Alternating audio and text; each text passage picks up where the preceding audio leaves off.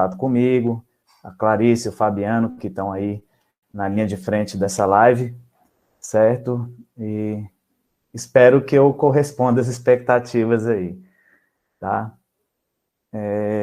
Então, eu me chamo Francisco Celso, eu sou professor de História, especialista em Educação Inclusiva, e atuo desde 2015 no sistema socioeducativo aqui do Distrito Federal, mais especificamente na unidade de internação de Santa Maria DF, onde eu atendo jovens, meninos e meninas, entre 12 e 21 anos de idade, que estão cumprindo medida socioeducativa de privação de liberdade. No popular, estão na tranca mesmo, né? E hoje o nosso tema que vai ser debatido é Juventude, Diversidade e Convivência Escolar. Então, eu disse para vocês que desde 2015 eu estou no sistema socioeducativo, mas eu estou no magistério desde o ano de 2003 e no magistério público desde o ano de 2008, certo? E desde do início da minha atuação enquanto educador, lá em 2003, eu sempre dei aula em regiões de muita vulnerabilidade social, nas regiões periféricas do DF e do entorno. E eu sempre gostei disso. Sempre gostei porque eu sou filho da classe trabalhadora, não herdei nenhuma grande riqueza, então eu me identifico com esses jovens, eu me vejo neles e eu acredito no potencial deles e delas. Eu acredito nos educandos da escola pública, eu acredito nos educadores da escola pública, certo? Então esse é o meu lugar de fala. Classe trabalhadora, de origem, né, humilde, e que me identifico com esses jovens da periferia, certo? Então, gente, para eu falar de juventude, diversidade e convivência escolar, que é o nosso tema, eu poderia fazer uma fala técnica, né? Vive na sociedade tecnicista, pegar números e etc. Mas eu não acredito nessa forma de abordagem. Acho que o Fabiano falou bem, né? Da questão socioemocional, a gente tem que humanizar as relações, a gente tem que enxergar, para além dos números, as pessoas, né, os seres humanos. Quando a gente fala de educação, a gente tem que falar de afeto, a gente tem que falar de empatia, a gente tem que entender as demandas dos jovens que a gente atende. Certo? Então, eu vou começar falando um pouco da minha experiência enquanto socioeducador, para depois a gente rebobinar a fita e entender um pouco, e aí eu vou fazer a crítica à instituição escola como um todo, certo? Para a gente começar a refletir e ver como, a partir daí, a gente pode transformar, né? Pensar em estratégias colaborativas para a gente conseguir transformar. Então, vamos lá. Os jovens que eu atendo lá, eu já falei para vocês, entre 12 e 18 anos de idade, a grande maioria deles, pegando números, né? 80% deles se autodeclaram negros e negras. 100% deles são moradores das regiões periféricas do DF em torno. 100%. Não tem nenhum jovem que está cumprindo medida socioeducativa lá que seja de bairro nobre. Nenhum. Estou lá desde o ano de 2015, nós já estamos em 2021, e se teve um ou dois jovens que eram de bairro, não vou nem dizer nobre, mas não tão humilde, foi muito. Então a exceção ela só confirma a regra. Isso já quer dizer muita coisa, né? Mostra um pouco da nossa sociedade racista, da nossa justiça seletiva, porque o jovem de classe média alta também infraciona. Mas eles não vão parar no sistema socioeducativo. Né? Então já fica essa primeira reflexão. Né? E quando eu cheguei no sistema socioeducativo no ano de 2015, eu comecei a mapear aquela comunidade escolar que até então eu não conhecia. E foi muito frustrante a princípio para mim. que a primeira percepção que eu tive foi que os jovens que lá estavam tinham perdido completamente a capacidade de sonhar. Isso foi muito triste, porque os sonhos é que nos movem, né? Se a gente tem motivação para alguma coisa, para acordar no outro dia, para ir trabalhar, para fazer qualquer coisa. O combustível que nos move são os nossos sonhos. Então isso foi muito frustrante, muito triste perceber isso. Segunda percepção que eu tive, já enquanto professor de história, foi perceber que os meninos e as meninas que lá estavam, eles não se enxergavam nas histórias contadas nos livros didáticos, mas eles se viam nas histórias narradas nas letras de rap.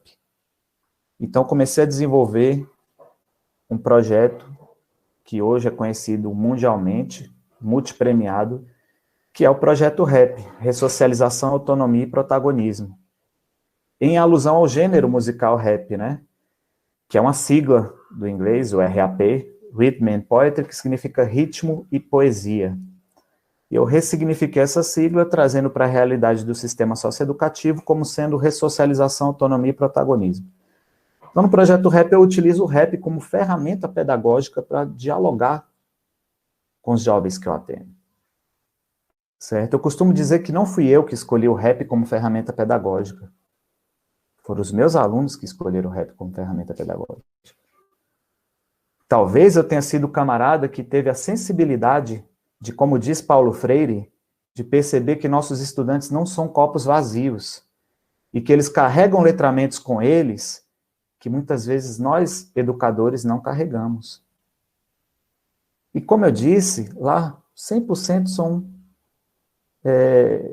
jovens vindos das periferias urbanas do DF em torno, onde o rap, não só o rap, como o movimento hip hop como um todo, é muito presente na vida deles. Então eles já carregam esse letramento com eles, eles já carregam essa potência com eles. O que eu fiz talvez tenha sido oportunizar com que essa potência que eles já carregam fosse amplificada. E aí é interessante eu falar também que você dá aula no sistema socioeducativo é totalmente de você preparar uma aula, por exemplo, para uma escola regular, para uma turma da escola regular. Porque no sistema socioeducativo é sempre muito rotativo, está sempre entrando um aluno, saindo aluno, né? Porque um está começando a cumprir sua sentença, o outro já está terminando de cumprir sua sentença, ou tem que trocar de turma por problema de convivência, tem que trocar de módulo, tem que trocar de turno, é transferido para outra unidade, chega de outra unidade. Então, você dá aula numa turma numa semana, você pode entrar na mesma turma na semana seguinte, ela já não é mais a mesma. Ela já é outra turma completamente diferente. Então, a gente tem que preparar a aula de modo a conquistar a mente e o coração daquele adolescente naquele momento. Porque se você não sabe se no próximo encontro você vai estar com ele. Então, eu desenvolvi uma metodologia. Qual foi essa metodologia? Aqui no Distrito Federal, o nosso currículo em movimento ele tem 3 eixos transversais: diversidade, sustentabilidade e direitos humanos. Então, eu comecei a usar o rap como pretexto para debater esses eixos transversais e fazendo as vinculações históricas, que é a minha disciplina, a história. Então, por exemplo, vou tentar ser bem didático para vocês entenderem como que é o meu fazer pedagógico. Então, por exemplo, se eu pegar dentro do guarda-chuva, né, do eixo diversidade, dentro do eixo diversidade vão ter vários recortes. Recorte de gênero, recorte de raça, e por aí vai.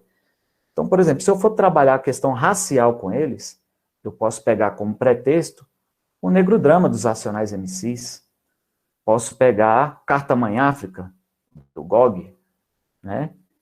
Se eu for falar sobre violência contra as mulheres, posso pegar uma letra do Atitude Feminina, Rosas, que trata, né, sobre o feminicídio, sobre violência contra as mulheres. Se a gente for falar, viu, Fabiano, sobre saúde socioemocional, prevenção aos comportamentos autodestrutivos, automutilação, ideação suicida, que é muito comum no sistema socioeducativo, eu posso pegar uma letra do Emicida, o Amarelo, por exemplo. E aí, o que eu fiz? A partir desse pretexto, eu comecei a, né, utilizo o rap como pretexto, debato com a turma o tema, e no final deixo eles muito à vontade para eles mostrar e externar o que eles conseguiram aprender dos conteúdos da linguagem que eles se sentirem mais à vontade.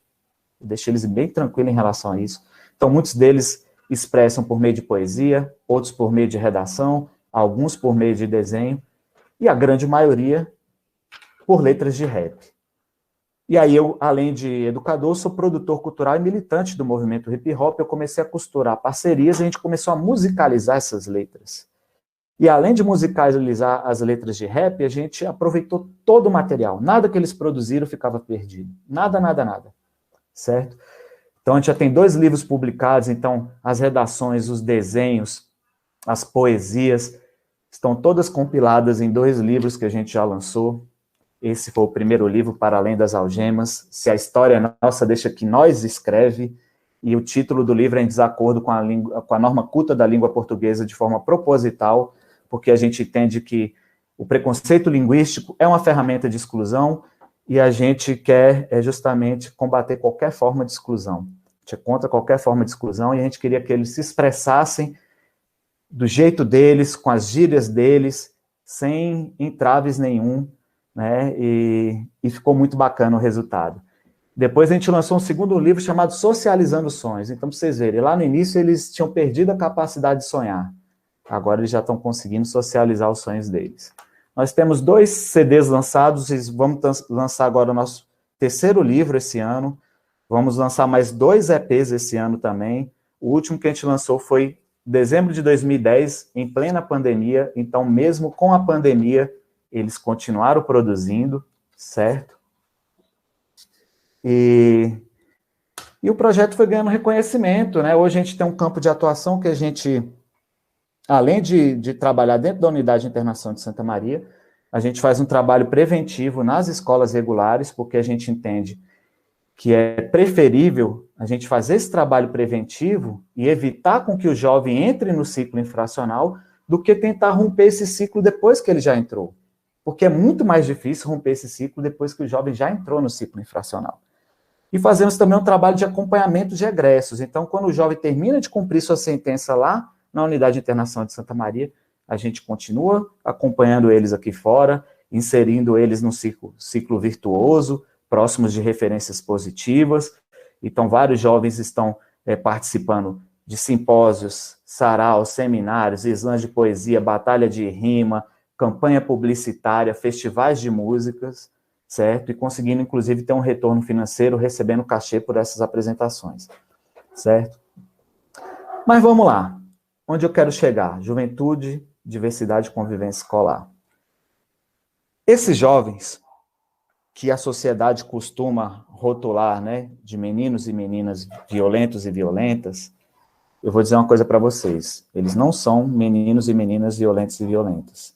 Mas são, sim, meninos e meninas que sofreram várias formas de violência ao longo da sua trajetória de vida, desde os primeiros anos de vida.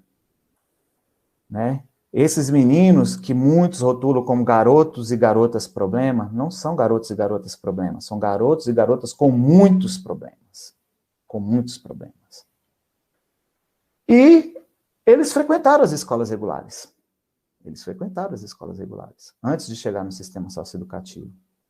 Muitos dizem que eles evadiram a escola.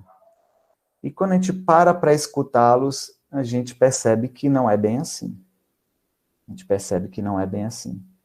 Eu costumo dizer que a grande maioria foi expulso de forma indireta da escola. Indireta por quê? Ele pode não ter tido a canetada lá do diretor expulsando ele. Mas ele perdeu a vontade de frequentar a escola. A grande maioria perde a vontade de frequentar a escola porque a escola deixa de ser acolhedora para eles e para elas em algum momento da vida deles e delas. Deixa de ser acolhedora. E eu posso passar a noite inteira aqui citando exemplos. A noite inteira. Certo? Pra vocês entenderem, eu costumo, quando eu vou nas escolas regulares fazer esse trabalho preventivo, né, só no ano de 2019 eu fui em 75 escolas. Eu tenho esse diálogo direto com os jovens. papo reto, como eles gostam, né? Eu dou um papo reto neles. Porque quando você chega na escola regular, o jovem ali dos anos finais do ensino fundamental ou do ensino médio, principalmente nas regiões periféricas, você vê ali que alguns deles já estão flertando com a vida do crime. E eles costumam romantizar essa vida do crime.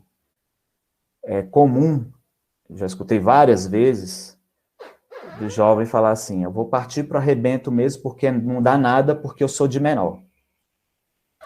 Ou fala do tipo, se der é pouca coisa porque essas unidades de internação aí é tudo hotel. Quando eu chego nas escolas regulares para conversar com esses jovens, a primeira coisa que eu faço é desconstruir essas duas falas. Primeiro, esse papo de que não dá nada não existe, né? Porque no Brasil existe uma grande confusão entre maioridade penal e responsabilidade penal, né? Maioridade penal, a maior parte da população sabe que é a partir dos 18. Mas a responsabilidade penal é a partir dos 12 anos. Então, se o jovem ele infraciona ali com 12 anos, ele pode parar lá onde eu dou aula, que é um local de extremo sofrimento. É um local que tem tentativa de suicídio uma semana sim, uma semana também.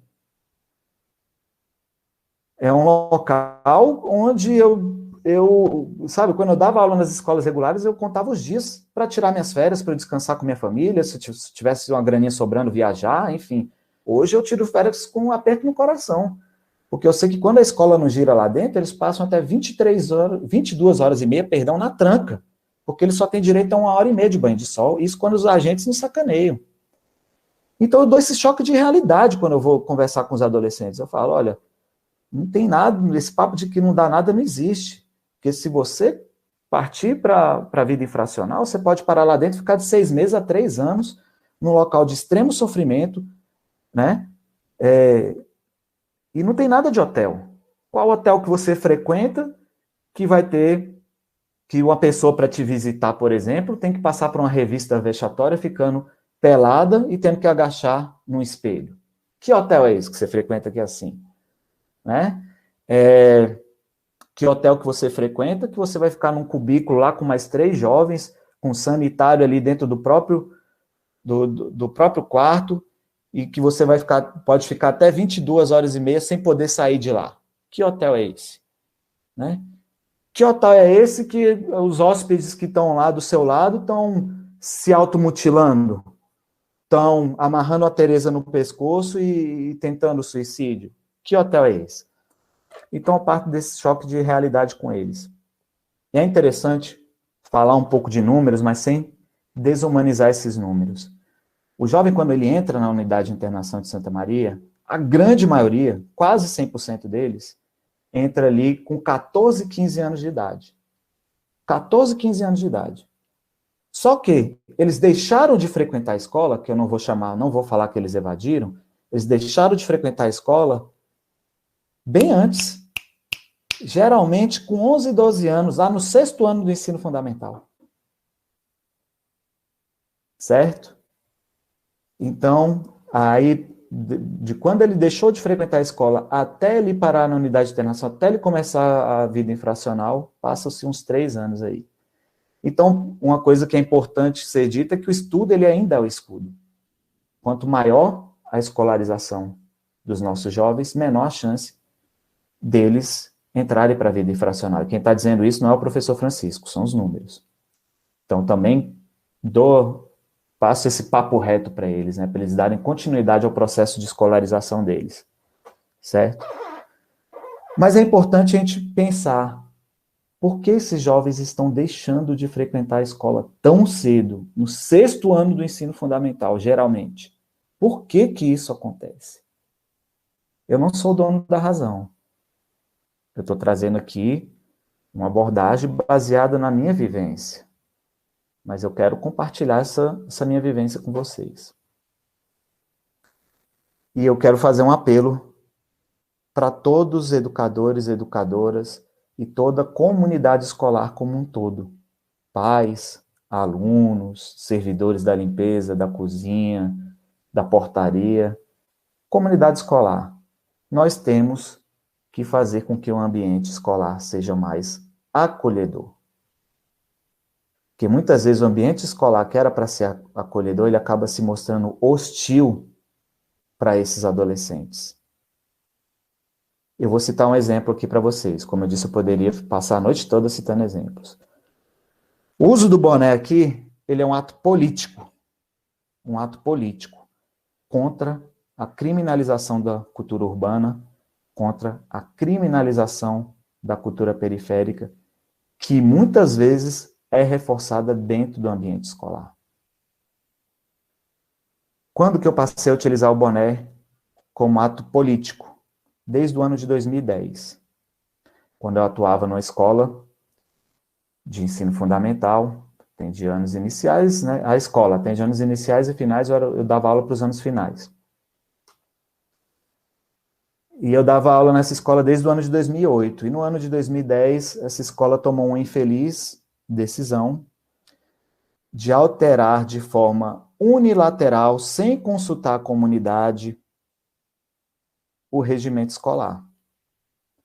É importante lembrar que o conselho escolar existia já, mas era um conselho escolar que era apenas um apêndice da direção, só referendava o que a direção já havia decidido.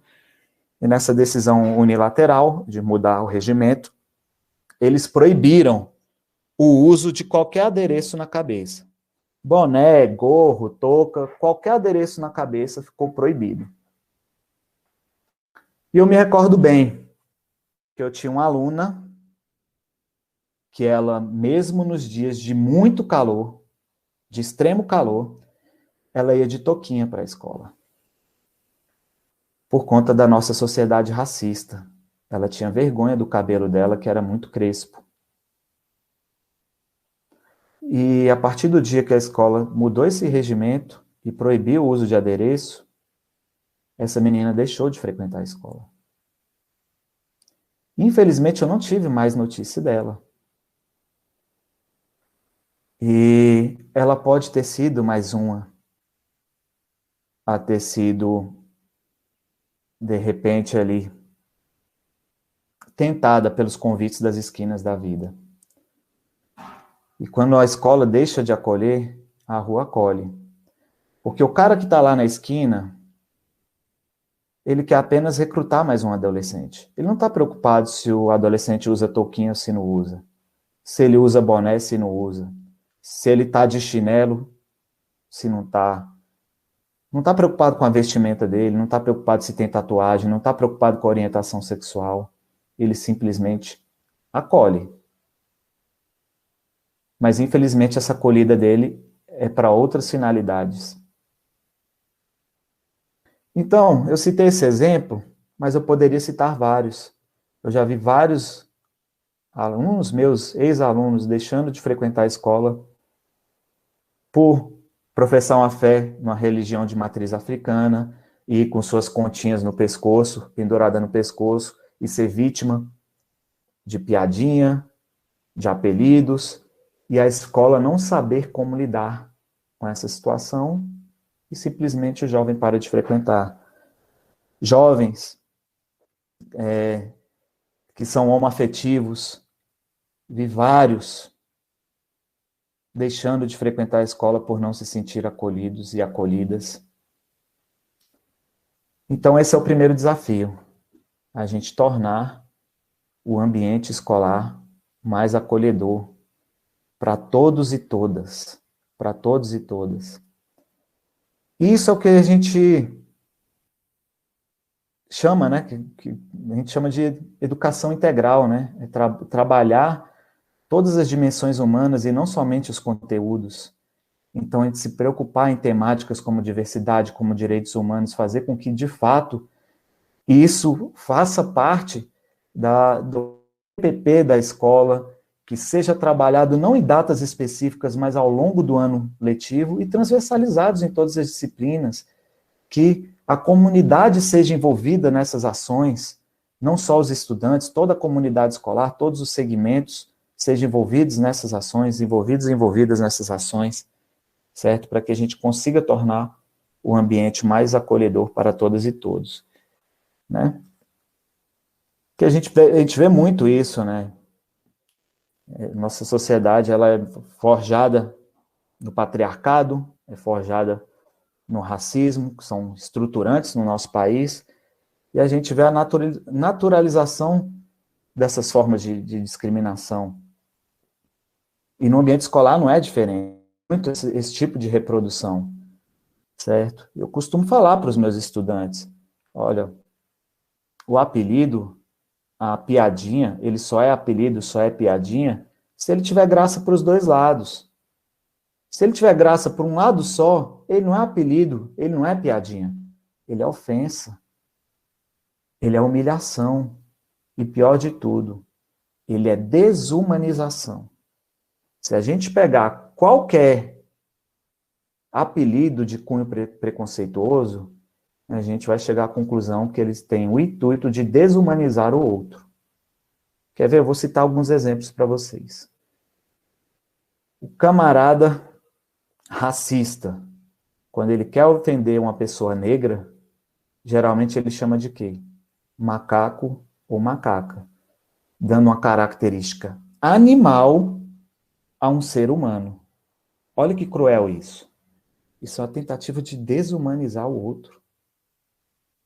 Olha o quão cruel é isso. O camarada que é machista, quando ele quer ofender uma mulher, vaca, piranha, galinha, mais uma vez dando características animais a um ser humano, tentando desumanizar o outro. Certo? O camarada, quando é homoafetivo, geralmente é viado, mais uma vez, dando características animais a um ser humano. Pessoa com sobrepeso, baleia, mais uma vez, tentando desumanizar o outro. Olha que cruel que é isso, gente.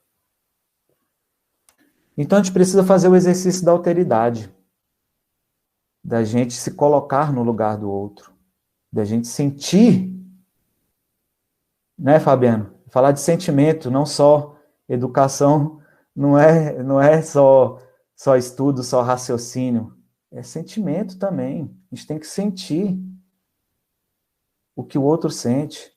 A gente não pode naturalizar e pensar que é só uma piadinha.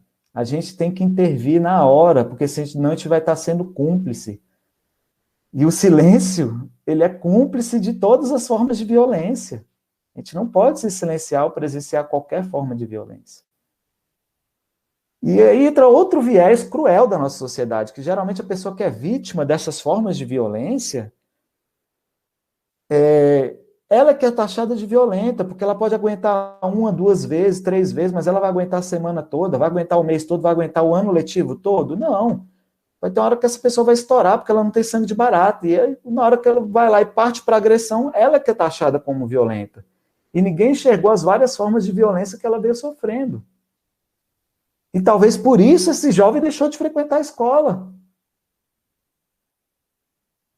E ele foi taxado de violento, mas ninguém percebeu todas as violências que estavam ali sendo despejadas nele. Então a gente precisa parar, deixar de naturalizar essas formas de violências, que é o que a gente chama na mediação social de violência cultural, né? Que foram construídas a partir da nossa cultura machista, a partir da nossa cultura homofóbica, a partir da nossa cultura... Mas precisa ser desconstruída. E o ambiente escolar é um ambiente de desconstrução dessas formas de violência. Certo? Outra coisa importante que eu gostaria de falar é que o primeiro ponto para a gente transformar essa realidade é a gente assumir que nós somos, sim, machistas, que nós somos homofóbicos, que nós somos racistas, porque essas formas de violência, elas são apatias sociais. E como qualquer apatia, o primeiro passo para você se curar de qualquer apatia é você admitir que está doente. Enquanto a gente não levantar o dedo e admitir que a gente está doente, a gente não vai procurar terapia para se curar dessa doença. A gente não vai procurar o remédio para se curar dessa doença. Tem um rapper aqui de Brasília chamado Marcão Aborígene, que ele tem um videoclipe chamado O Circo, do qual ele fala sobre as diversas formas de discriminação, e que em um determinado momento da música ele fala: quem tem preconceito, levanta o dedo. Uai, cadê? Não vejo ninguém. E é uma grande verdade, a gente tem dificuldade de levantar o dedo e assumir que nós somos preconceituosos.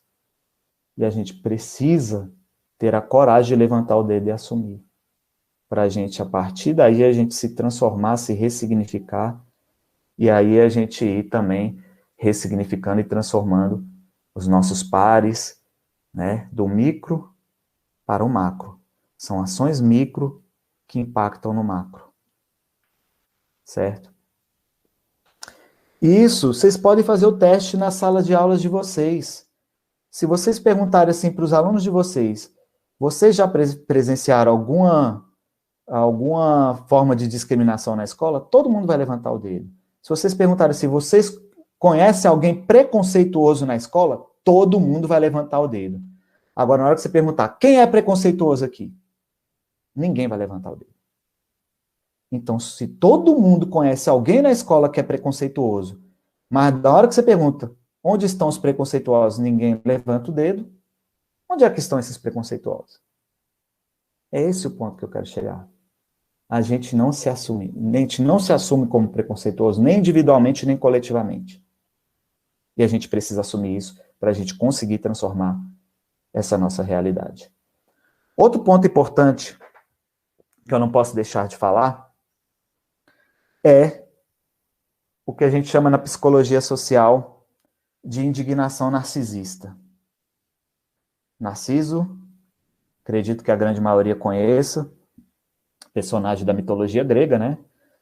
De autoadmiração, e que essa autoadmiração acabou levando ele à morte também, né? Foi lá, indo atrás da voz dele, lá no lago e tal. Mas, enfim, a indignação narcisista é aquela coisa bem egocêntrica também. É quando você só se indigna quando o preconceito te atinge diretamente. Mas quando o preconceito não te atinge, você não está nem aí. Você lava as mãos. Isso é o que a gente chama de indignação narcisista. Exemplo. Às vezes você tem um colega que ele é negro ou negra e ele se indigna quando ele presencia algum ato racista. Mas, ao mesmo tempo, ele faz piadinha homofóbica. Ao mesmo tempo, ele destrata as mulheres, né? Então, esse camarada, ele sofre de indignação narcisista. Ele só se indigna com aquele preconceito quando o preconceito atinge ele diretamente.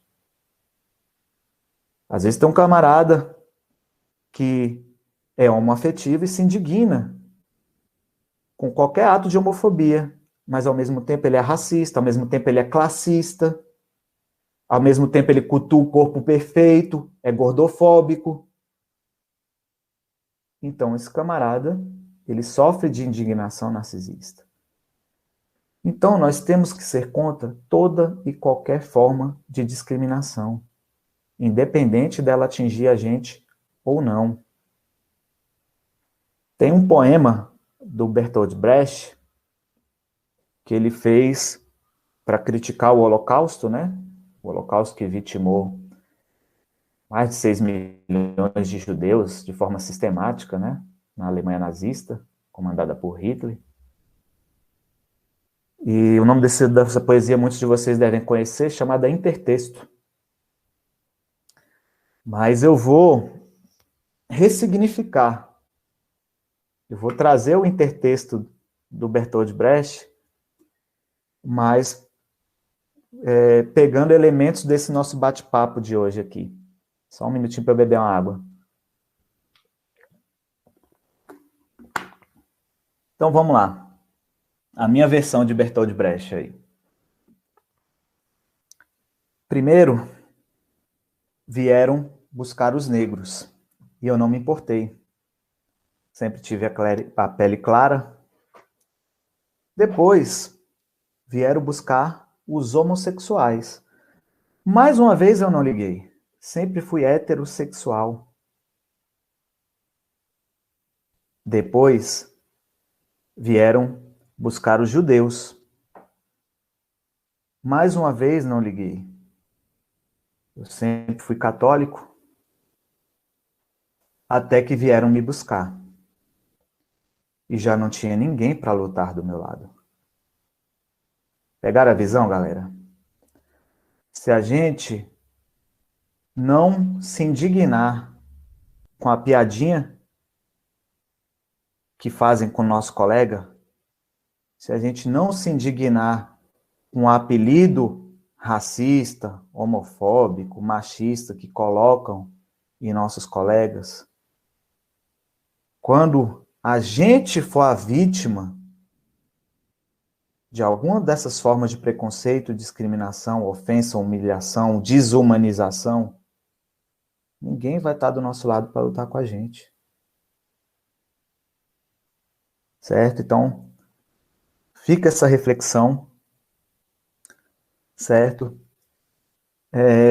Tenho certeza que se a gente tornar o ambiente escolar mais acolhedor para todas e todas, a gente vai ter menos jovens abandonando a escola tão cedo, vamos ter menos jovens sendo tentados pelos convites das esquinas da vida e partindo para a vida infracional, vamos ter menos jovens cumprindo medida socioeducativa nas unidades de internação Brasil afora. Certo? Então, esse é o meu apelo. E eu queria finalizar minha fala, né? Acho que já está vencendo aí. A gente combinou até às 8 horas, para depois a gente abrir para as perguntas. Mas eu queria mostrar para vocês que os jovens que muitas vezes a sociedade enxerga como problema, quando a gente começa a enxergar a juventude como solução, eles dão respostas incríveis para a gente. Vou mostrar para vocês um videoclipe que a gente fez no ano de 2018, e eu tenho muito orgulho desse videoclipe, porque ele foi fruto de uma oficina que eu fiz com sócio-educandos e sócio-educandas lá da Unidade de Internação de Santa Maria, uma oficina sobre a não redução da maioridade penal. No final dessa oficina, a gente fez uma composição coletiva, a gente criou uma música chamada 18 Razões pela Não Redução da Maioridade Penal. Por que esse nome? Porque o material que a gente utilizou nessa oficina era um material até de domínio popular, vocês acham na internet, que é um portal que carrega o mesmo nome, 18 Razões, que elenca lá os motivos que por que não é benéfico para a nossa sociedade reduzir a maioridade penal. E aí a gente fez essa poesia coletiva, que acabou sendo musicalizada, e a gente deu o mesmo nome, 18 Razões pela Não Redução da Maioridade Penal. Então é uma composição coletiva, e ela foi musicada pelo então arte-educador do projeto Rap, e rapper também, aqui de Brasília, o Sandrox.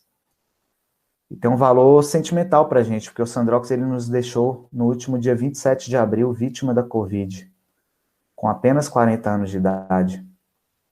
Né? Eu digo que além de um profissional incrível, de um rapper incrível, de um educador incrível, ele era uma pessoa incrível. Ele era não, que eu não gosto de falar nele no passado. Ele é um educador incrível, é uma pessoa incrível. E a produção musical foi feita por ele.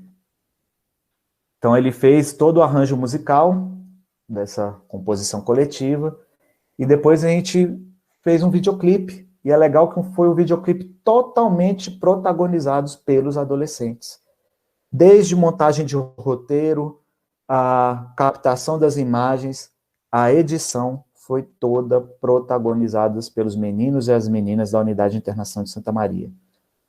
Nós só estávamos lá como mediadores, para mostrar para eles como que manuseia uma câmera, como que manuseia um programa de edição de vídeo, mas todo o processo, desde o roteiro até a edição, foi protagonizado por eles.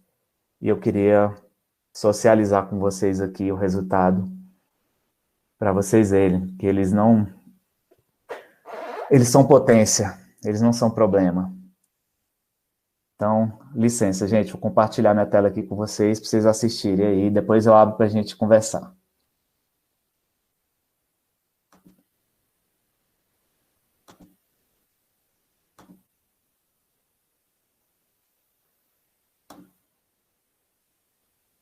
Tá aparecendo aí, gente?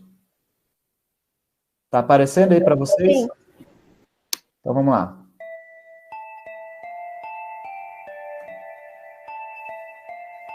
Educação de qualidade mínima é igual a preço de segurança máxima. Sérgio Vaz, 18 razões. Pega a visão.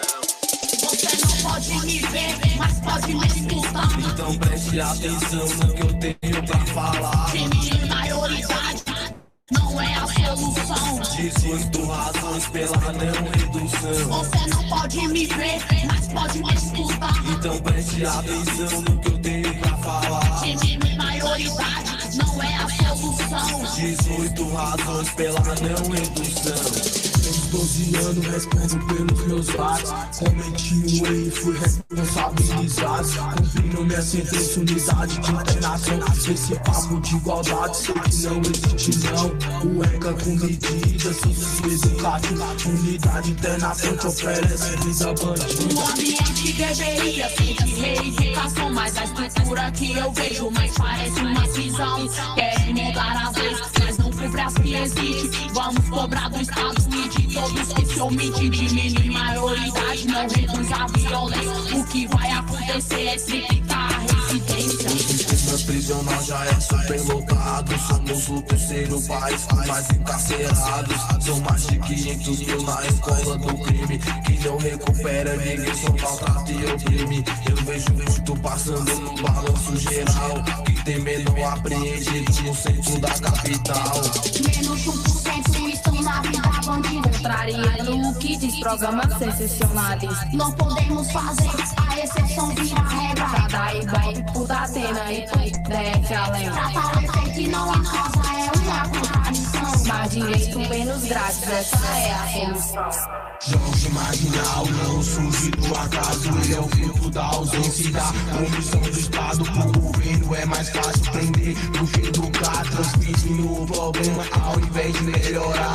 Me olhe como irmão e não como vilão, pois minha geração é o futuro da nação. Estado penal em um país desigual é panela de pressão que estoura no final. Somos vítimas e não autores de toda violência. A tendência é piorar com a política de ausência. Reduzir maioridade traz insegurança mesmo. Recrutando as crianças cada dia mais cedo.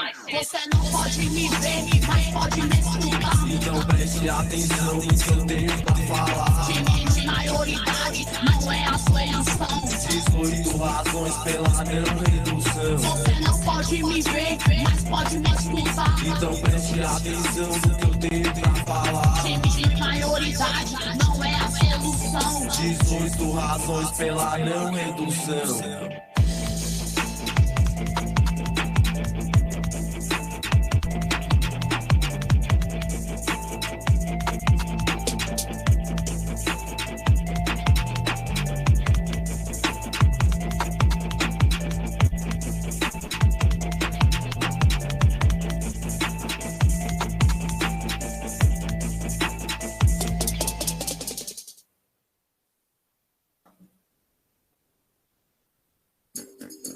Você sabe por quê?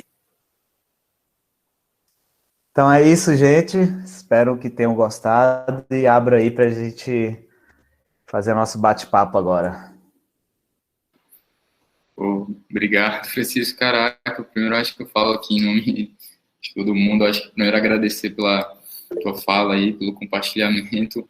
Eu acho que foi até emocionante, assim, foi super sensibilizador. Eu acho que resgata na gente esse sentimento de fazer a escola ser mais acolhedora e não repressora, né? Eu acho que isso foi a principal mensagem, né? Eu estava até preparando para perguntar para ti, né? O que seria, então, qual o modelo, né? Como é que a gente poderia fazer para a escola não reprimir, né? O que a gente poderia fazer para a escola regular, como você chamou, né? não perder esses alunos, né? E aí, durante o processo, já foi respondendo que era a gente criar um ambiente mais acolhedor, né? Mais receptivo. E até dizer que super me identifiquei, cara, porque a Fly é uma ONG de São Paulo, né? Que eu já estou no Brasil inteiro, mas eu sou de Brasília também, né? Então, você foi falando, assim, do DF, eu cresci ali do lado de Planaltina de DF, em Planaltina de Goiás, assim, então, entendo bem essa realidade, fiquei super orgulhoso de saber, de conhecer esse projeto de lá que eu não conhecia. Eu queria abrir aqui para perguntas, se vocês puderem levantar a mão aqui, a gente vai fazendo uma ordem aqui, todo mundo tem a chance de perguntar, a gente vai ter alguns minutinhos aí até às 8h30. Bom, a Tuane já levantou a mão aqui, vai lá, Tu. Boa noite, pessoal. Boa noite, Francisco, Fábio. Queria agradecer também, eu sou estagiária nova da Fly, eu sou a Tuane, e eu fico super honrada de ter participado. Eu acho que, como o Fábio falou, é super inspirador, e não é uma pergunta em si, mas um comentário.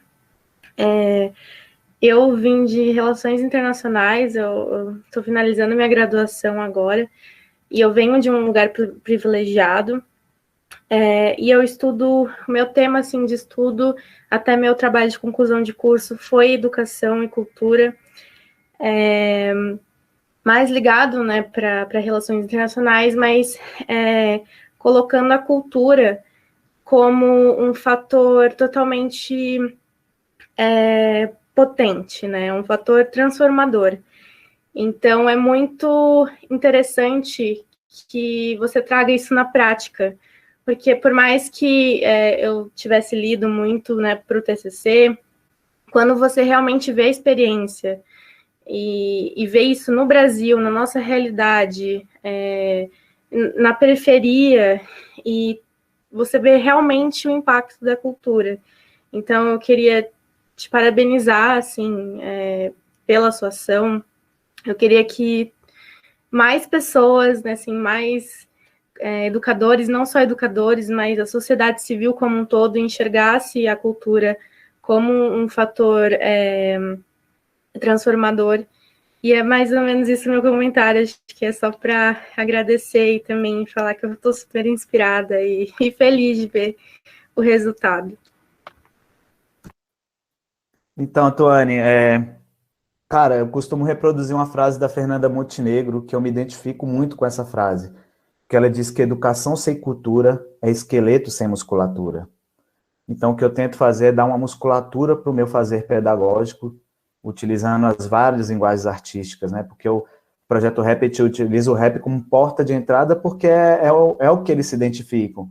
Mas a gente, por exemplo, realiza sarau todo mês lá, e vai desde jazz a samba de coco, o que você imaginar já foi lá, sabe? Slam de poesia, então ampliando o repertório cultural deles.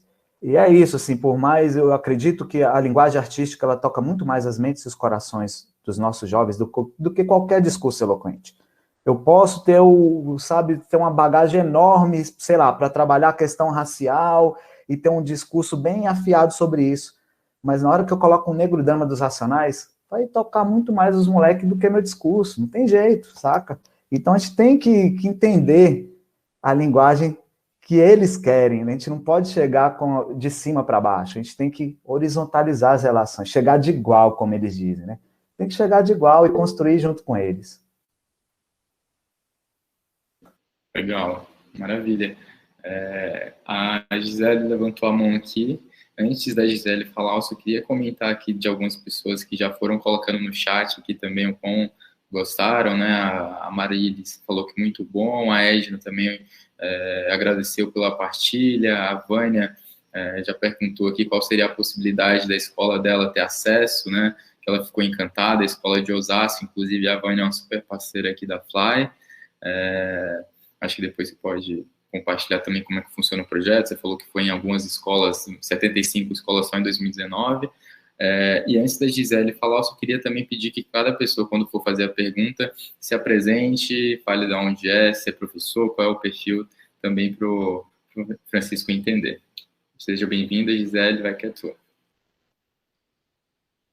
Boa noite para todos. Bom, meu nome é Gisele, inicialmente eu sou coreógrafa e bailarina, e sou professora da Universidade de Brasília, no Departamento de Artes Cênicas também. Queria parabenizar o Francisco pelo belo trabalho, pela bela iniciativa, e queria saber mais, assim, até da possibilidade de participação nos projetos, e que é uma área que me interessa, assim, que é um movimento que me interessa muito, está envolvida com a questão da educação, né? Já estou dentro da universidade, mas especialmente nessas regiões mais periféricas, porque eu já fiz parte de muitos projetos, trabalhando com a periferia também, e, assim, se tiver, né, alguma possibilidade de diálogo, para conhecer, pelo menos para conhecer mais o projeto, para ver o que a gente pode também colaborar, né, é uma coisa que me interessa estar envolvida. Ok, Gisele. Então, legal que você é das cênicas, o Projeto Rap.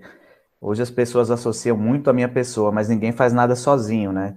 O Projeto Rap, ele surgiu em 2015 e teve 3 pessoas que foram, assim, fundamentais para o surgimento do Projeto Rap, que é o Heitor Valente, que é rapper e pedagogo, a Luana Eusébia, que é rapper e pedagoga, e a professora de artes cênicas, Nina Pedra. Ela se formou pela UNB, inclusive, também. E a professora Nina, hoje, ela dá aula aqui no entorno, né? Mas ela ficou com a gente nos anos de 2015, 2016, 2017, ela, né, foi fundamental, e ela que fazia todo o trabalho de linguagem corporal dos meninos, né, para eles se soltarem, porque lá é um local de muito silenciamento, não só das vozes, mas dos corpos também, né? Eles andam mão para trás, cabeça baixa o tempo todo, eles já são condicionados a não se expressarem corporalmente. Então, a Nina Pedra, ela que fazia esse trabalho, né, para eles se soltarem, para ter presença de palco e etc. Então, é muito bacana, eu acho que as artes cênicas são muito bem-vindas, e assim, a gente está nesse momento pandêmico, né, que está tudo suspenso lá, a gente tem a perspectiva aí da volta presencial em agosto, né? A gente não sabe ainda se vai sair alguma diretriz específica para o sistema socioeducativo, mas assim que sair, eu faço questão, viu, Gisele, que você vá lá e conheça em locos. Como eu disse, tem sarau todo mês, tem cine e debate todo mês, tem roda de conversa todo mês lá, e eu te convido para você ir lá conhecer em locos, e aí você vê de qual forma você pode colaborar, mas é sempre bem-vindo, sempre. Com certeza. E vocês têm algum site, alguma coisa para a gente entrar em contato com vocês? Como é que a gente entra em contato com vocês? Então, eu posso colocar aqui no chat já. Nós temos as redes sociais, @Projeto Rap DF, tem Instagram, Facebook, Twitter. Temos nosso canal no YouTube, então quem gostou desse videoclipe, tá lá no nosso canal, tem vários outros materiais lá, bastante interessante, várias lives também, enfim, tem N vídeos lá, várias reportagens, certo? O canal no YouTube é Projeto Rap DF também, não tem mistério. E temos o nosso, você pode entrar em contato comigo também por e-mail, Projeto Rap, eu vou digitar aqui no chat, porque o e-mail é um pouquinho mais chatinho.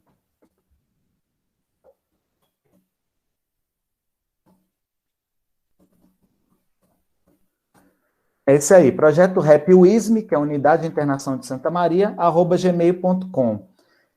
Respondendo, aproveitar o gancho, viu, Gisele? E responder a Vânia. Vânia, você colocou aí qual a possibilidade da minha escola ter acesso. Aí eu não entendi se o acesso seria aos materiais, enfim. Se for aos materiais, a boa parte dos audiovisuais estão lá no YouTube, né? E está sempre a gente lançando material novo. Amanhã mesmo a gente vai gravar um novo videoclipe, né? Então, hoje, inclusive, foi um dia bem corrido para mim aí, por conta que amanhã a gente vai gravar o videoclipe.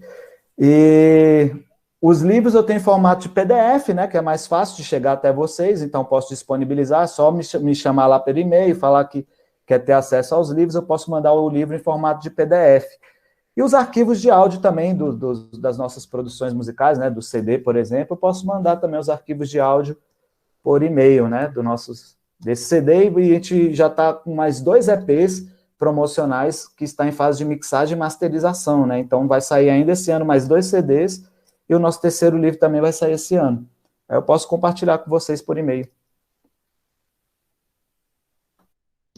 Legal. Muito obrigada. Nada. Depois compartilha sim, super, Francisco, porque um dos nossos desafios aqui na Fly, eu acho que a gente pode compartilhar depois com a nossa rede, né, os materiais, mas um dos desafios é justamente como é que a gente conecta esse conteúdo e que a gente entende que ele tem um potencial gigante com a linguagem do jovem, com o interesse dele, né? Até quando a gente vai divulgar o nosso curso, né? Como é que a gente divulga um curso que a gente fala que é um curso de educação socioemocional de um jeito que seja atrativo? Então, acho que a gente utilizar essa ferramenta vai ser super importante para a gente. Alguém tem mais alguma pergunta?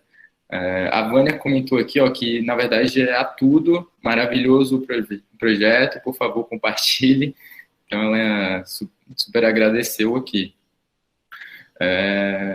Se alguém não tiver alguma pergunta aqui, eu já vou emendar com uma que eu já tenho dúvida, se alguém quiser aqui só levantar a mão.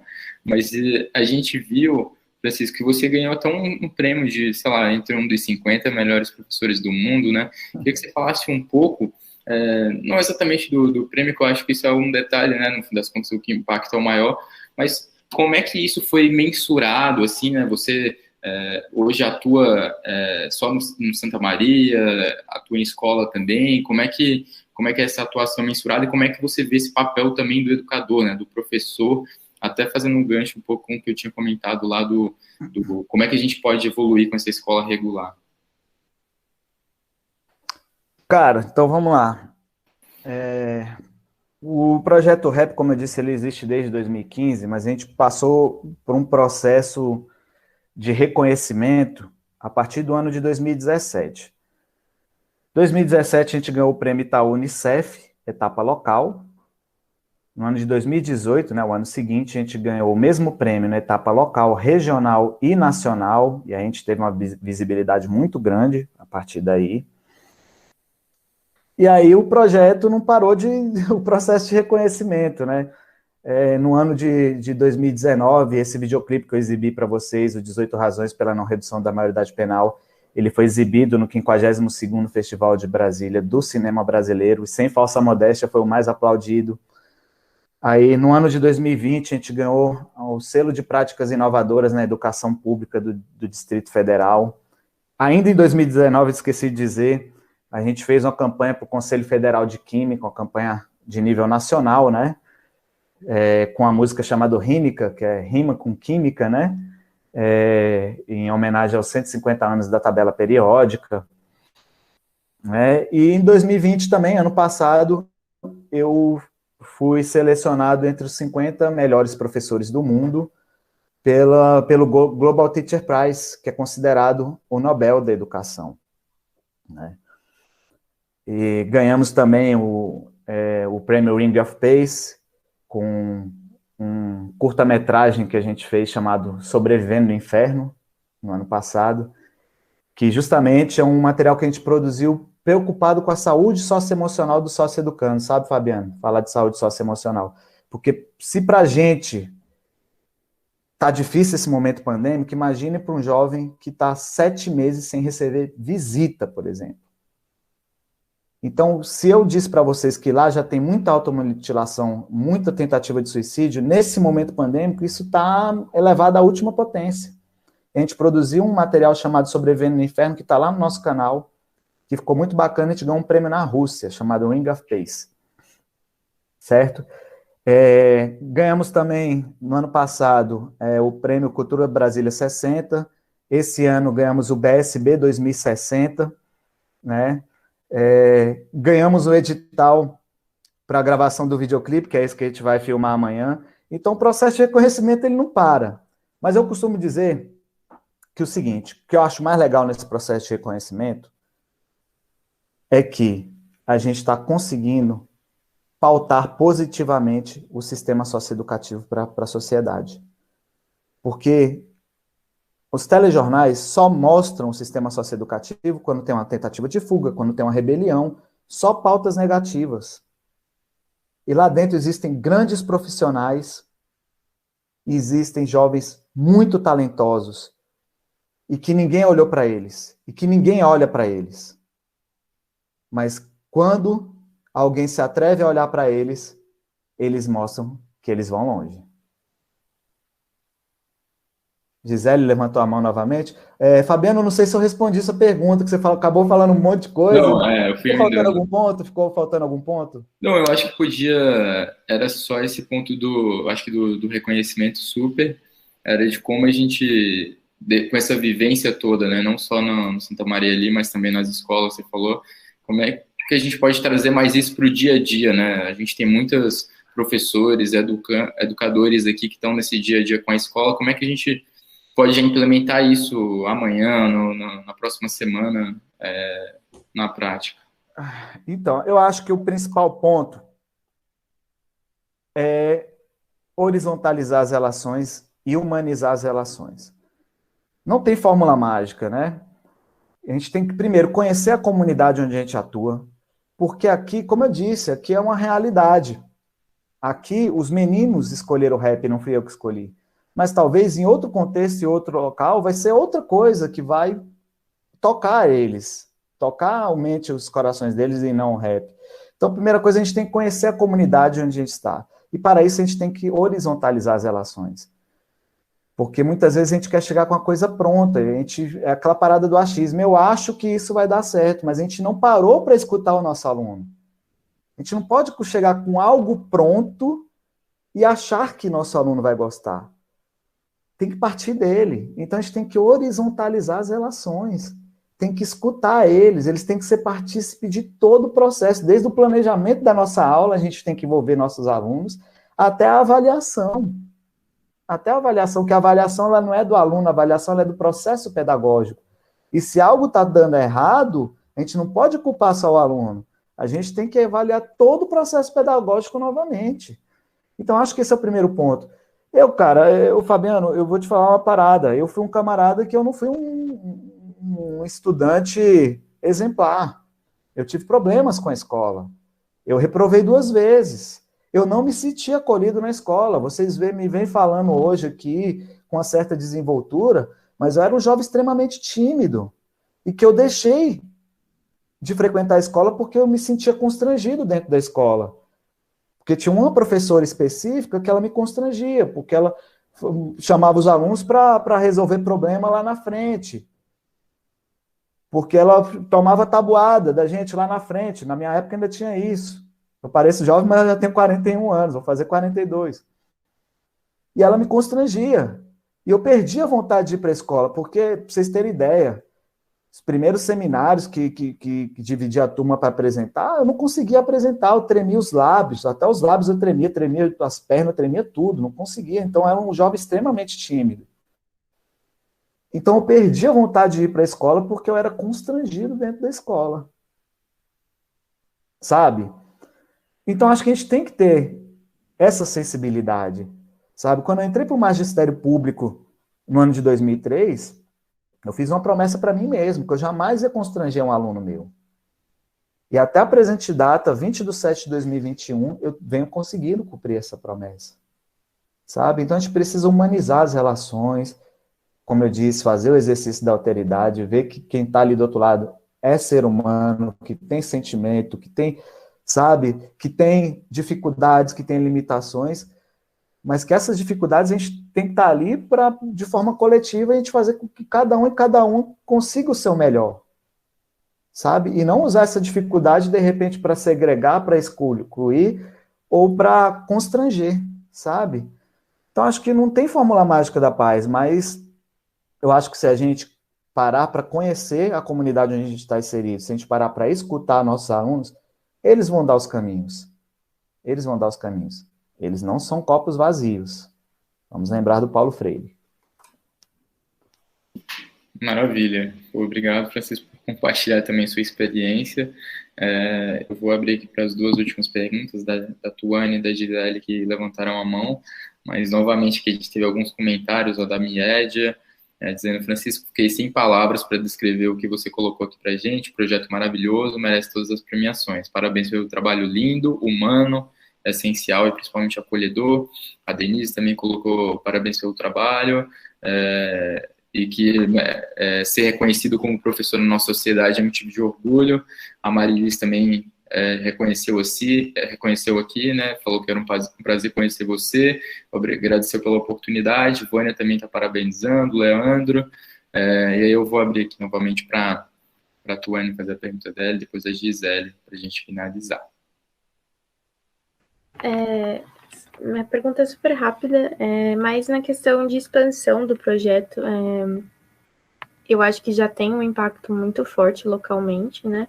Mas vocês pretendem, não às vezes vocês em si, mas talvez parcerias com outros estados do Brasil para expandir esse projeto?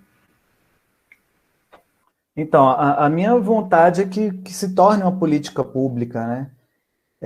Nesse momento pandêmico, a gente até conseguiu atingir outras unidades de internação, né? Porque a gente começou a produzir um material audiovisual, a gente produziu vídeos que continham apresentações musicais, oficinas de letramento em rap e palestras, né? Tudo compilados em vários episódios.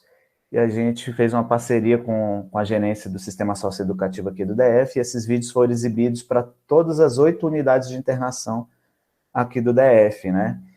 Então, existe a vontade, né, da gente expandir, a gente precisa, óbvio, para fazer esse processo de expansão, de aporte financeiro. Até então a gente não tem aporte, a gente precisa ter pernas para chegar até esses locais. Essas 75 escolas que eu visitei no ano de 2019 foi por um projeto chamado Repensando nas Escolas, né, que eu fui como palestrante, que era o recurso era do Fundo de Apoio à Cultura, certo? Então a gente fazia essas intervenções utilizando a linguagem, né, os 4 elementos da cultura hip hop como ferramenta de diálogo aí com a juventude. Então foi muito bacana. E, assim, a vontade tem, né? Mas muitas vezes a gente falta também ser reconhecido dentro da própria casa, essa é a grande verdade. Então, por exemplo, aqui em Brasília existe um programa chamado Programa de Aprendizagens Baseado em Projeto, que os professores que trabalham com pedagogia de projeto, eles podem pleitear, ficar fora da sua sala de aula para se dedicar exclusivamente ao projeto. E mesmo com todo esse reconhecimento do projeto RAP, no ano passado eu pleiteei e simplesmente foi indeferido o meu pedido. Então, muitas vezes falta o reconhecimento dentro da própria casa. Porque eu sou professor regente, então como é que eu posso expandir o projeto estando em regência, né? Se eu tenho liberdade para cuidar única e exclusivamente do projeto, aí eu posso montar uma agenda de, né, estar em vários locais, por exemplo. Mas então acho que falta um pouco disso, sabe? Acho que falta reconhecimento dentro da própria casa. Obrigado. Gisele, a última para a gente finalizar. Na verdade, não é exatamente uma pergunta, mas é assim uma reflexão, né? Eu penso que quando você fala que a gente tem que conhecer a realidade, né, com que a gente está ali dando aula e tal, e, né, está chegando, né, num ambiente que para a gente conhecer quais são as reais demandas, né, e sentimentos e desejos daqueles que vão participar daquele processo educativo. Mas eu fico pensando também que os professores, fico pensando muito na preparação do professor também, né? Porque eu acho que isso é uma lacuna grande que a gente tem, né? Do professor também saber lidar com isso, né? Adotar abordagens mais humanistas também, né? Então, eu acho que a questão também ela vem né, desse lugar também da formação do professor, né? Não sei, fiquei aqui pensando também, porque observando, né, como nós lá temos o curso de licenciatura para professores de artes e tal, tentamos adotar essa abordagem mais humanista, mas a gente sempre verifica também dificuldades, né, nesse processo de formação de um professor também, né? Enfim, era mais uma reflexão, assim, de como também a gente pode trabalhar nesse sentido, né? na formação do professor também. Tá? Uhum. Eu corroboro com essa sua reflexão aí, porque a gente sabe que tem falhas na formação inicial, que tem falhas na formação continuada. Poxa, a gente está falando aqui, eu toquei muito na questão racial. Pô, eu fiquei 4 anos na faculdade de História, eu tive uma disciplina de História da África, e ainda era uma disciplina optativa. Então, tudo que eu aprendi sobre a cultura africana e afro-brasileira, eu aprendi por meio da literatura marginal, aprendi por meio do rap, das letras do Racionais, do Câmbio Negro, do GOG, que foi muito mais uma faculdade para mim do que a própria faculdade de História. Então, a gente tem problemas desde a formação inicial até a formação continuada, né? E muitas vezes a nossa educação ela vai muito na lógica tecnicista também, né? De números, de aprovar, principalmente no ensino médio, tem que aprovar para o Enem, para não sei o que lá, e a gente acaba muito preso ao conteudismo e os outros valores, né? A formação integral do ser humano, ela acaba ficando escanteada, né? Então, comum com essa sua preocupação, viu, Gisele? Com a sua reflexão. Bom, obrigado, Gisele, novamente, pela participação, pela sua reflexão, Tuane, Denise também, que super participou aqui pelo chat. Eu queria, antes de abrir o finalzinho aqui para o Francisco se despedir, a Luana, aqui da Fly, vai mandar aqui um link aqui no chat para vocês darem um feedback para esse nosso talk aqui, o que vocês acharem, para a gente poder aprender para os próximos, construir juntos. E antes de passar a palavra para o Francisco, queria agradecer em nome da Fly aqui a presença de todo mundo, parabenizar de coração assim, o Francisco, porque eu acho que realmente a gente precisa disso todos os dias. A gente que vive aqui um pouco dessa realidade dos alunos, a gente sabe o quanto isso é necessário, então fica aqui o nosso abraço coletivo. Obrigado pelo seu tempo aqui, e se quiser aproveitar esses últimos minutinhos aí para finalizar, de repente passar os contatos, que você já comentou também, fique à vontade. Não sei se ainda dá tempo aí, a Denise tinha levantado a mão, dá tempo não? Dá tempo, se a Denise quiser, tá tranquilo. Mas eu respondo ela já fazendo as considerações finais, tá? Claro. Diga aí, Denise, seja bem-vindo. Boa noite para todo mundo. Desculpa, eu levantei a mão, mas eu queria primeiro, Francisco, te dizer que eu estou honrada por te ouvir. Eu sou professora há 28 anos. Eu leciono em São Paulo, na rede estadual.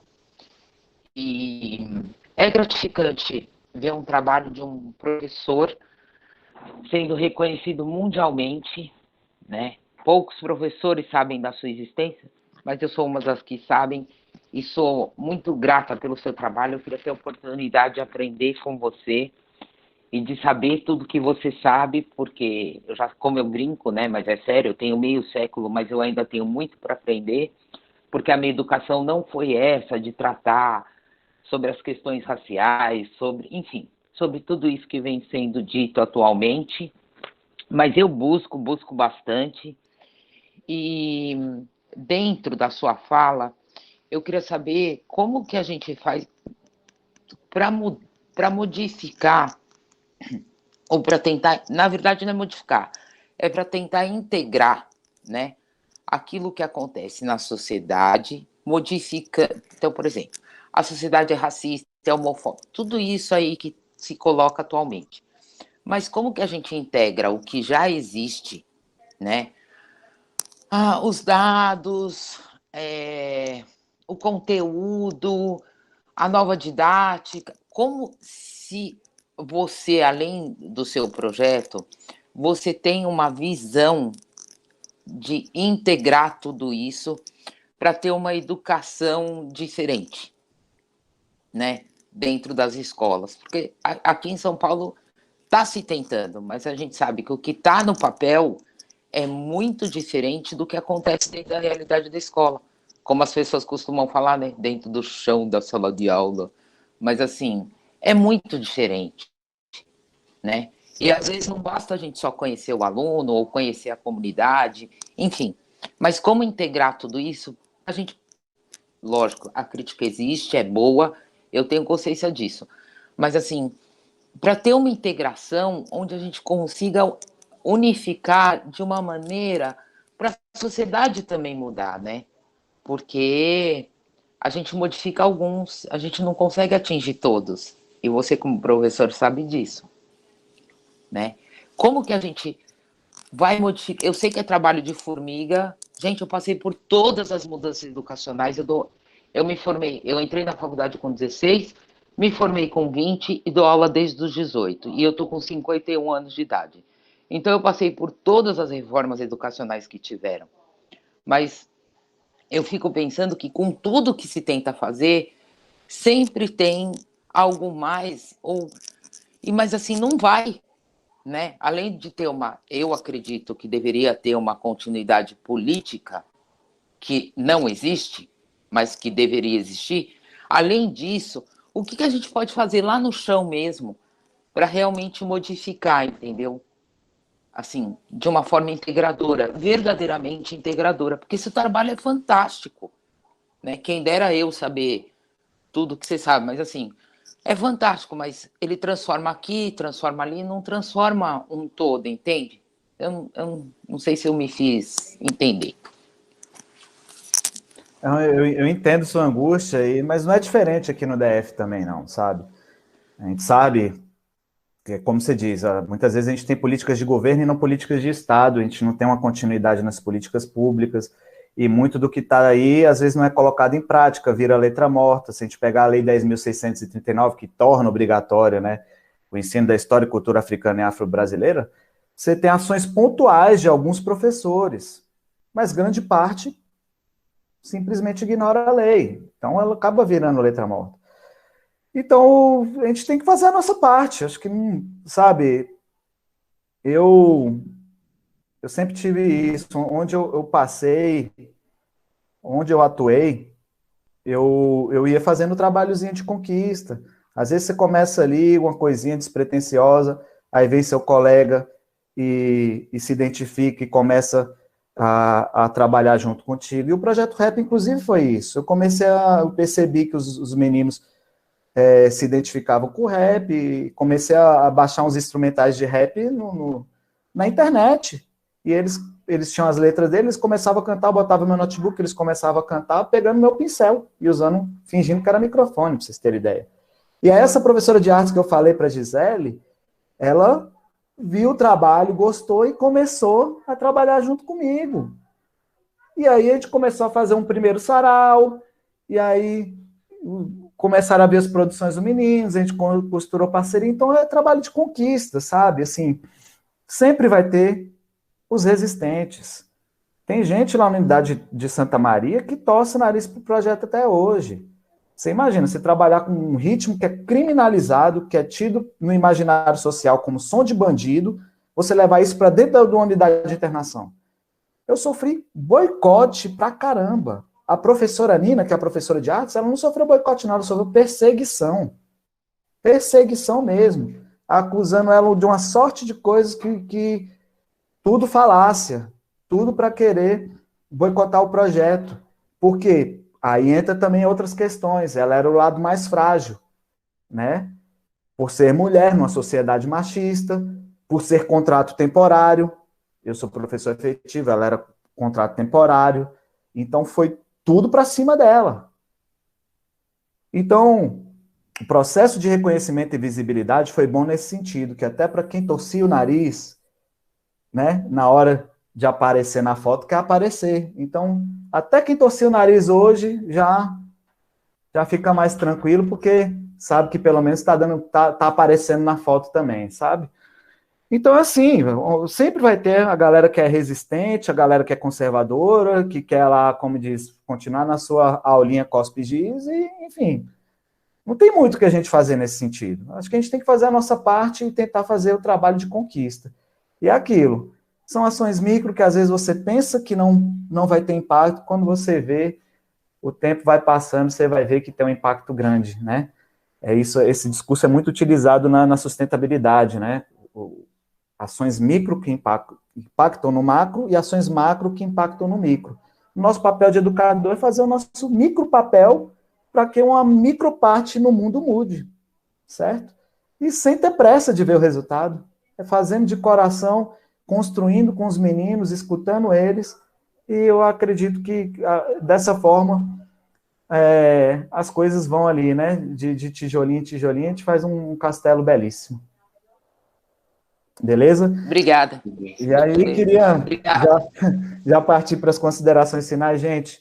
A gente até avançou bastante aí do horário previsto, era 8h30, né? Então, agradeço muito a cada um e cada uma que ficou aí até o final, que me ouviram. É um assunto que não se esgota aqui, obviamente, que tem seus desdobramentos, e quem, né, se quiser continuar esse bate-papo comigo, é à vontade, as redes estão aí, né, eu coloquei o e-mail aí no chat, já colocaram ali o @projeto RapDF também, né, então vocês encontram também nas redes sociais, beleza? E, Gisele, depois você pode pegar, né, já você é aqui do DF, você pega meu contato com a Luana depois, que a gente marca de você conhecer lá em Locos, viu? Então, gente, agradeço muito, agradecer novamente a Fly Educação, agradecer a Luana, agradecer o Fabiano, Clarice, Tuane, é Tuane mesmo, né? Errei o nome não, né? Tuane. Enfim, todos e todas que estão aqui presentes na live, que estão nos bastidores e que fizeram com que esse encontro fosse viabilizado, viu? E podem contar comigo em outros momentos. Forte abraço. Que bom, vai ser um parceiro super aqui da Fly, com certeza. Antes da gente finalizar e dar o último tchau aqui, a Luana vai contar aqui do nosso próximo evento. Francisco, eu quero agradecer a sua participação, um assunto super necessário, seu projeto é incrível, seu trabalho também. Eu não sou da educação, eu sou voluntária da Fly, mas esse é o meu primeiro contato com a educação, mas eu sempre tive o sonho de ser professora, e cada vez que eu escuto aqui os encontros que eu participo, cada vez mais eu tenho certeza disso, então muito obrigada. Bom, para finalizar, gente, eu quero convidar vocês para os nossos próximos encontros. Nos próximos 4 meses a gente vai promover uma maratona do socioemocional, ensinando a metodologia que a gente usa aqui na Fly de uma maneira que as pessoas possam replicar elas nas escolas que trabalham. A gente vai ensinar os 3 níveis, né? Não vou usar as nossas palavras de impacto, mas vou falar eles de uma maneira mais clara, que é eu comigo mesmo, eu com o outro e eu com o mundo. Vão ser 4 encontros, uma vez por mês, então em breve a gente divulga as datas no nosso Instagram. E é isso, muito obrigada a todos que ficaram aqui com a gente, mais de 10 pessoas até agora, isso é muito especial também, essa troca, e até a próxima, obrigada pela participação de todo mundo. Para esse curso de vocês, posso chamar os estudantes da UNB, os licenciandos? Claro, por favor, todo mundo. Favor. Gisele, segue a gente no Instagram, não sei se você tem a nossa rede, é Fly Educação. Vou seguir. E aí a gente manda uma DM pra gente que a gente te passa mais informações, tá bom? Tá ótimo. Até mais, gente. Uma boa noite. Obrigado, Francisco. Obrigado, Fabiano. Tchau, tchau. Obrigado, gente. Tchau, gente. Boa noite.